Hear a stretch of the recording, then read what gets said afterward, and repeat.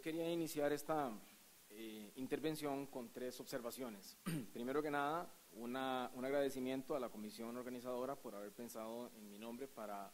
participar en este congreso, que este año se concedió al tema que nos gusta a todos los que estamos sentados acá. Segundo, reiterar un comentario que hizo mi compañero, el doctor Díaz, en el sentido de que va uno cuesta arriba cuando antes de la exposición que uno tiene la oportunidad de plantearles, quienes lo han presidido a uno en el uso de la palabra, lo han hecho con la maestría en que ha sucedido acá. Y tercero, después de escuchar la disertación del doctor Nissen y lo que sucede en Argentina, una especie como de análisis de sociología jurídica, si es que podemos llamarlo de esa forma,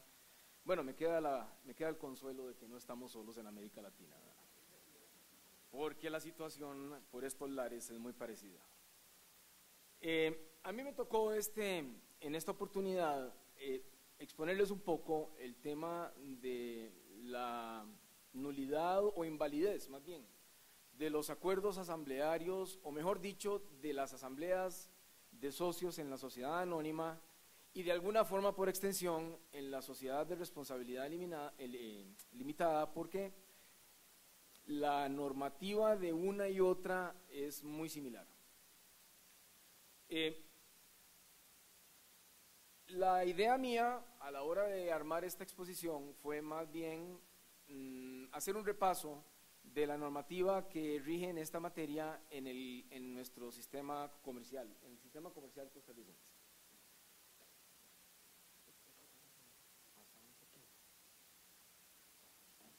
Tienen que hacerle aquí un curso de capacitación.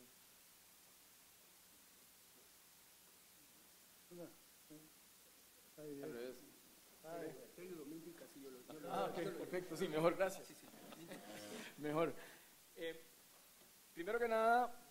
una pequeña introducción del tema. Todos sabemos que el punto del derecho de impugnación de acuerdos de asamblea es uno de los supuestos, o uno de los derechos, perdón, que el ordenamiento le concede a la minoría de socios, junto con otros como el derecho de información y el derecho de auditoría que se prevé en el artículo 26, el derecho de receso o de retiro, que ahí erróneamente está mencionado en el artículo 39 bis, en realidad es el 32 bis del Código de Comercio, el derecho de convocar o pedir convocatoria, más bien cuando se dan ciertos supuestos previstos sobre todo en los artículos 159, 151 o por medio del fiscal, etcétera. La que sigue. Y también sabemos que dentro de la estructura interna de la sociedad anónima o sociedad de capitales rige un modelo muy parecido, por no decir que tomado de los sistemas democráticos y en un sistema de pesos y contrapesos, al punto de que podemos identificar los tres órganos tradicionales, que son el deliberativo, el ejecutivo o administrativo y el órgano de vigilancia en manos del fiscal.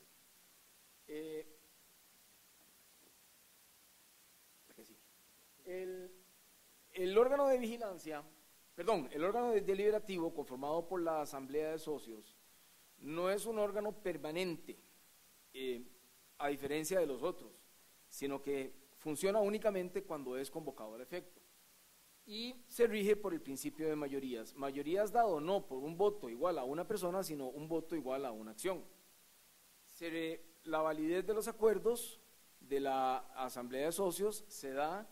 por el respeto al procedimiento de constitución de la voluntad social, que sería un aspecto meramente procedimental formal, y además por una concordancia sustancial del acuerdo societario con el ordenamiento jurídico, es decir, cuestiones de fondo. Bueno, la que sigue más bien. La validez sustancial del acuerdo está dado al decir de la norma del artículo 176 del Código de Comercio que regula las hipótesis de nulidad absoluta o nulidad a secas por tres factores principales. Primero, la capacidad legal de la sociedad para tomar el acuerdo,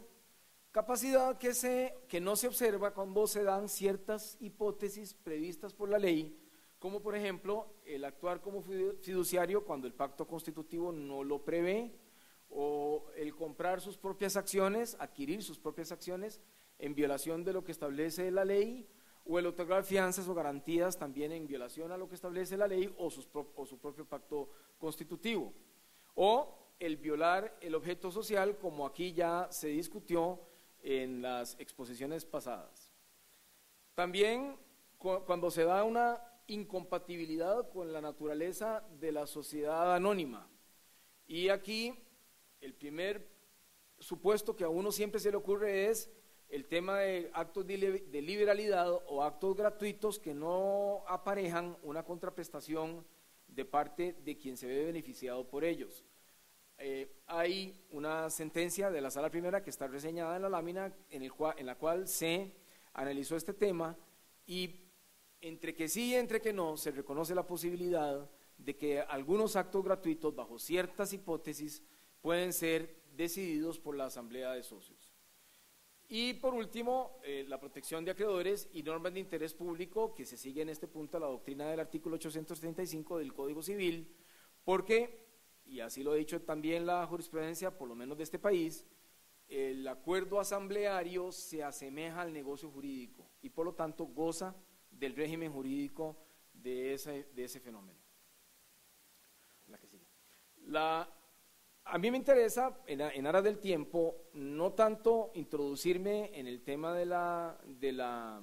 validez sustancial, sino un poquitito en el tema de la invalidez por inobservancia del aspecto formal. Eso nos lleva a analizar o hacer un repaso rápido del procedimiento que está previsto en el Código de Comercio sobre la convocatoria, constitución y celebración del acuerdo asambleario, o de la asamblea más bien. Empezando por la iniciativa de convocatoria. La iniciativa de convocatoria, de acuerdo con nuestro sistema legislativo, está dado básicamente en dos supuestos. Primero, cuando por el artículo 182 se establece que el funcionario llamado a ello es el competente para hacer la convocatoria. El problema que se presenta en nuestro sistema es que no hay una norma supletoria en caso de silencio del pacto constitutivo. O sea, la ley no se encarga de suplir ese silencio. Entonces, la gran mayoría de los pactos constitutivos inscritos en nuestro registro, según mi experiencia, no regulan este tema. Y por los socios, en los casos de los artículos 159, 160, 161 y 197, inciso I, este último cuando se hace por medio del órgano de vigilancia. La que sigue. La forma de la convocatoria es la que establece el pacto constitutivo, o bien, a falta de disposición en el pacto constitutivo, el procedimiento que exige o que prevé el Código de Comercio. Dos puntos me interesan aquí destacar. El primero es que el 164, en algunas oportunidades, en la hipótesis que ahí se regula, podría exigir el depósito previo de los títulos accionarios. Y todos sabemos, por lo menos por la práctica que tenemos, y por un par de sentencias que vamos a ver más adelante, que la exhibición material del título accionario no es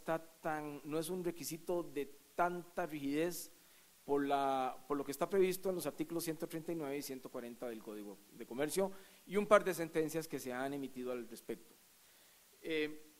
Por el otro lado, la otra cosa que quería destacarles en este punto es si la antelación de la convocatoria, cuando nos vamos al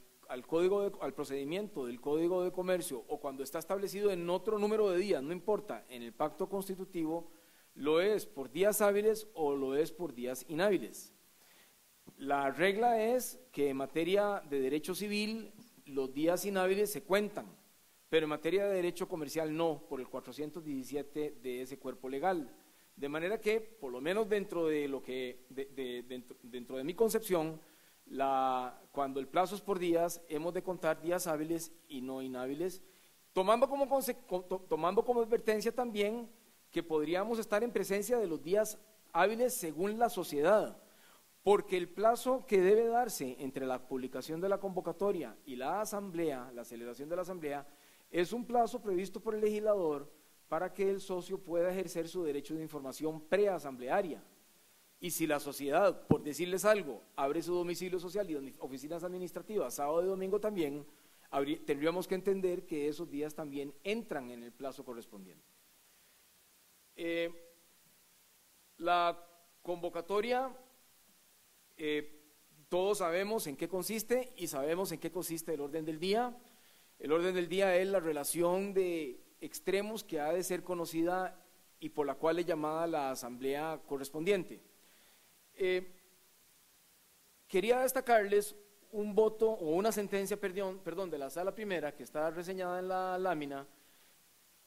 que se encargó de examinar el tema de una convocatoria hecha en términos muy vagos. Se hablaba en el caso concreto de dos aspectos por los cuales la asamblea fue anulada en sede judicial. Primero, porque cuando los socios fueron llamados a asamblea, se hablaba de la reforma a varias cláusulas del estatuto o del pacto constitutivo, sin especificar cuáles, lo que desde el punto de vista de derecho de información del socio es inaceptable. Y por el otro lado, dentro del famoso capítulo de asuntos varios, metieron ahí en la asamblea propiamente dicha varias disposiciones o varias decisiones lesivas a los socios que no llegaron precisamente por desinterés, porque dentro de los puntos que sí fueron especificados no había ninguno que les interesaba. Bueno, esta es una reseña de la sentencia que les acabo de decir. La celebración de la asamblea está, durante la celebración de la asamblea, quien preside obviamente es el presidente del órgano de administración, lo que podríamos llamar el presidente titular, para llamarlo de alguna manera, y quien la documenta es el secretario. En defecto de alguno de estos, en ausencia, de alguno de estos dos administradores o consejeros, habrá de actuar un presidente o un secretario ad hoc. La pregunta que surge es si se permite la presidencia a cargo de un presidente ad hoc estando presente el titular, o lo mismo, si se permite la intervención de un secretario ad hoc estando presente el titular. Lo digo porque ya se ha discutido sobre ese tema en tribunales, solo que el caso que conozco personalmente no llegó a sentencia porque fue objeto de transacción entre las partes. El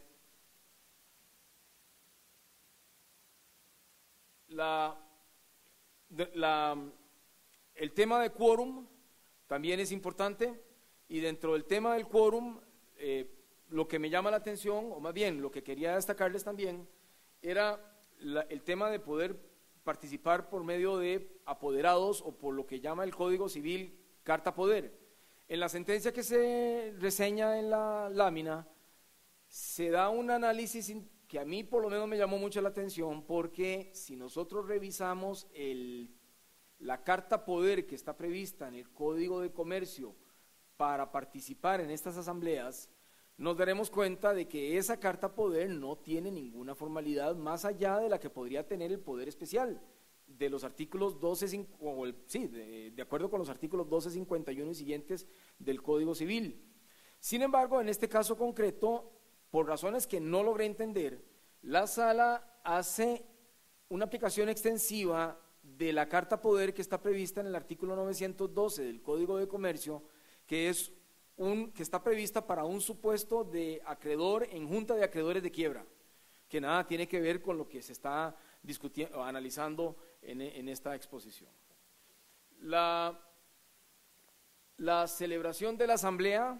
o más bien durante la celebración de la asamblea, dentro del ejercicio del derecho de información que tienen los socios, está el de pedir informes a los administradores en el acto, por lo que la ley exige la presencia de al menos uno de ellos en la asamblea, y si se cuenta con un cierto porcentaje mínimo, la suspensión de esta hasta por un plazo de 3 días. Se tiene, decía, derecho a la presencia de administradores y fiscales, pero surge entonces la pregunta de lo que podría suceder en una asamblea de socios en las cuales no llegó ni ninguno de los administradores ni ninguno de los fiscales, y aún así los socios acuerdan continuar con la asamblea. Podría haber votos disidentes o votos abstencionistas, pero por otros motivos, no porque no estuviera presente ninguno de estos órganos o individuos. Y la otra pregunta es si la presencia es obligatoria o si se da nada más en los casos del artículo 173 del Código de Comercio, que requiere primero que nada una petición expresa de presencia de estos sujetos. La documentación de la asamblea, o sobre la documentación de la asamblea, que tiene que ver más con un aspecto de eficacia que de validez, ha despertado también algún interrogante, por lo menos en doctrina. Sabemos que en el plano práctico no existe ese interrogante, puesto que nuestro registro en este punto ha sido claro, salvo para cuando se trata de reposición de libros, en alguna praxis que hubo en alguna oportunidad, pero sí se requiere la inserción del acuerdo en el libro correspondiente. La pregunta que podría surgir es si se puede, por ausencia del libro, porque estás, entre comillas, secuestrado por una minoría de socios, que suele suceder también, o por algunos de los directores, hacer insertar el acuerdo en algún otro tipo de documento. Obviamente todos sabemos lo que pasaría si llegamos con una protocolización de acuerdos de asamblea del registro que no tenga la dación de fe de que está inserto en los libros. Yo creo que no pasamos pero ni de la verja de la entrada del registro, pero desde el punto de vista teórico, por lo menos el punto se ha discutido. Y en doctrina se dice que la inserción del acuerdo en libros es un requisito de eficacia más que de validez. Ya me pasan aquí tarjeta amarilla, así que voy a acelerar un poco la cuestión. Sobre la impugnación de la asamblea, propiamente en el plano procesal, los 5 o los puntos que creo que levantan relevancia son: quién está legitimado activo y pasivamente para participar en el proceso, qué pasa en tema de legitimación activa o legitimación pasiva cuando hay terceros que derivan derechos del acuerdo impugnado, si son partícipes necesarios del proceso o si no lo son. Hay un par de resoluciones del Tribunal Segundo Civil, que es un tribunal, como todos sabemos, de segunda instancia, no sala de casación, pero al final de cuentas de mucha autoridad, en el sentido de que sí se deben demandar a esos terceros o hacerlos partícipes. El tema de medidas cautelares, si se puede o si no se puede pedir esas medidas, obtener esas medidas cautelares, en qué consisten esas medidas cautelares, y el peligro que dan el abuso de esas medidas cautelares, puesto que por vía de impugnación de acuerdos podríamos llegar a paralizar una sociedad, como en la práctica ha sucedido, sobre todo tomando en consideración que en nuestro sistema procesal civil la medida cautelar atípica no requiere contracautela ni garantía. Entonces, por lo menos no expresamente, aquí me están viendo con cara de chino, de manera que, por lo menos no expresamente, de manera que también el punto es importante. La impugnación de la asamblea, la legitimación activa está dada al socio disidente, al socio ausentista y al socio abstencionista. Me encontré dentro del estudio de jurisprudencia que hice un caso interesante del socio sobrevenido, un sujeto que no era socio al momento en que se tomó el acuerdo, adquiere acciones y después, siendo ya accionista, interpone la acción de nulidad. Ese caso fue analizado en la sentencia que reseño en la lámina,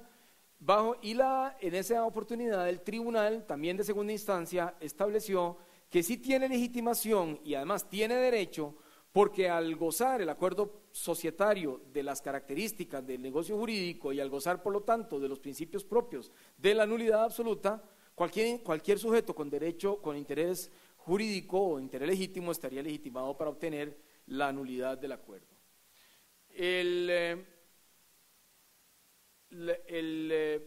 Siempre dentro de la legitimación pasiva, o más bien dentro de la legitimación pasiva, el primer sujeto, el primero que entra a la danza, obviamente es la sociedad, y repito, la posibilidad de que terceros también sean demandados si esos terceros derivan derechos del acuerdo impugnado. Las medidas las medidas cautelares están, ya todas las conocemos, están previstas en el Código Procesal Civil. No quisiera meterme mucho en esto. Y las vías de impugnación son, como todos sabemos, básicamente dos en el plano heterocompositivo: la vía judicial estatal común y corriente y la vía arbitral cuando hay acuerdo que así lo contemple. La Sala Primera ha tenido la oportunidad de establecer la competencia del tribunal, es decir, la susceptibilidad de arbitrar este tipo de asuntos en varias oportunidades. En concreto, en la sentencia que se reseña en la lámina, la Sala, más bien al analizar una excepción de cláusula arbitral en una demanda de impugnación que se estableció, sacó de la esfera judicial este tipo de conflicto o este conflicto específico y lo remitió a la vía arbitral, puesto que había un acuerdo arbitral estatutario. Los plazos de impugnación son el del año a partir de la toma del acuerdo, si este no es inscribible, o de la inscripción si este fuera registrable. Ese plazo del 177 es de prescripción, según lo ha dicho la Sala, y por lo tanto es flexible, es elástico, es susceptible de interrupción y de suspensión. En el 178 hay otro plazo para los acuerdos anulables que es de un mes contado a partir de la toma del acuerdo y que se interrumpe o se extingue más bien de una única manera: la interposición de la demanda. Por su brevedad y porque la ley establece la única forma de extinguir ese plazo, que es la interposición de la demanda, y no de ninguna otra forma, podríamos entender que se está en presencia de un plazo de caducidad. En una revisión a velocidad de rayo, he querido hacer una revisión rápida del régimen impugnaticio previsto por nuestro ordenamiento, bajo el entendido de que en aras de la brevedad no he podido introducirme en el examen del acuerdo cuando este es por aspectos no formales, como he enfatizado acá, sino sustantivos. Cierro la exposición dándole las gracias al auditorio por la paciencia que he tenido en escucharme y de nuevo agradeciendo a la comisión por haberme considerado para esta actividad.